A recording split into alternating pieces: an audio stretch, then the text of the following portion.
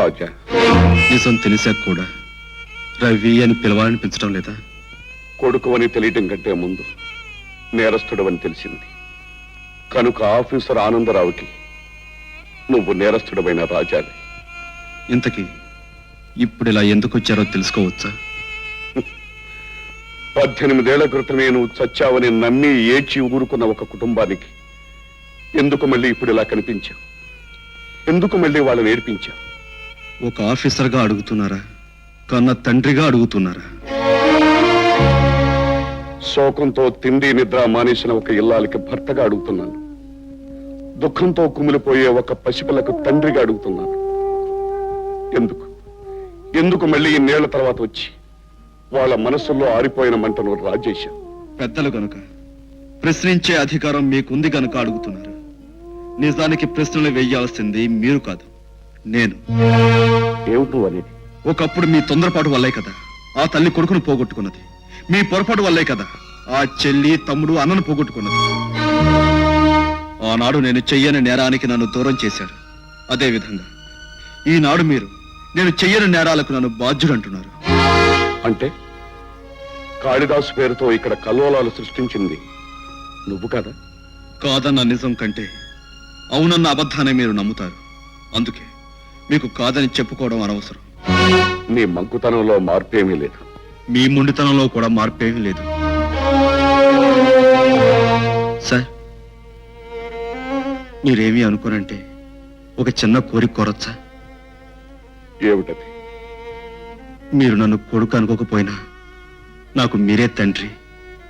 అందుకే మిమ్మల్ని ఒక్కసారి నాన్న అని పిలుస్తాను. నాన్న, అమ్మని అడిగానని చెప్పండి.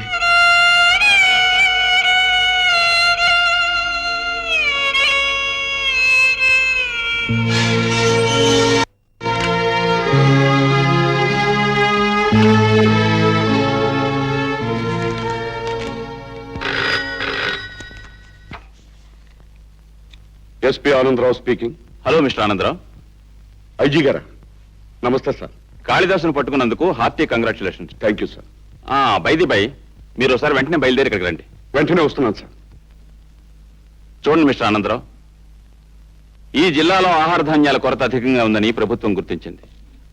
అందుకే కొన్ని ఆహార ధాన్యాలను ఇక్కడ పంపడానికి ప్రభుత్వం ఏర్పాటు చేసింది. Very good sir. ఆకలితో అలమటించే ఎంతో మందికి ఇది పెద్ద శుభవార్త. అందుకే ఆ గూడ్స్ కి తగిన బందోబస్తు ఏర్పాటు చేసి ఇక్కడికి తీసుకురావాలి. ఆ బాధ్యత మీకు అప్పగిస్తున్నాను. అలాగే సార్. ఎంతో నమ్మకంతో నాకు అప్పగించిన ఈ బాధ్యతను శక్తివంచం లేకుండా నిర్వహిస్తాను. బావా, కైలాసం బావా, నువ్వు చెప్పేది నిజమేనా? ప్రమాణం చేసి చెప్తున్నాను బావా, అబద్ధాలు ఎందుకు? మన మంత్రి బావులు ఎప్పుడైతే గద్దె దిగిపోయారో అప్పటి నుంచే మనకు ఎదురు దెబ్బలు ప్రారంభమైనవి. స్టేట్ గవర్నమెంట్ కొన్ని వ్యాగెల్న ఆహార ధాన్యాలు మన ఊరికి పంపబోతూ ఉంది. ఆ గూడ్స్ బండి కాపలాదారుడుగా మన ఎస్పీని సెటప్ చేశారు. ఆ సరుకు ఈ ఊరికి దిగిందో నువ్వు గొడవలో దాల్సిన సరుకు ఎలుకలకి పందికొక్కలకి సంతర్పణ చేయవలసి వస్తుంది. ఓకే, ఆ సరుకున్న ట్రైన్ మన ఊళ్ళోకి వస్తే కదా నాకు ఇబ్బంది. ఒకవేళ రాకపోతే నాకు ఏ బాధ లేదు కదా. ఓకే ఓకే కాదు, నువ్వు పట్టాలకు అడ్డంగా పడుకున్నా నీ మీద నుంచి వెళ్ళిపోతావు. రాదు, వెళ్ళదు. కాశీరామ్,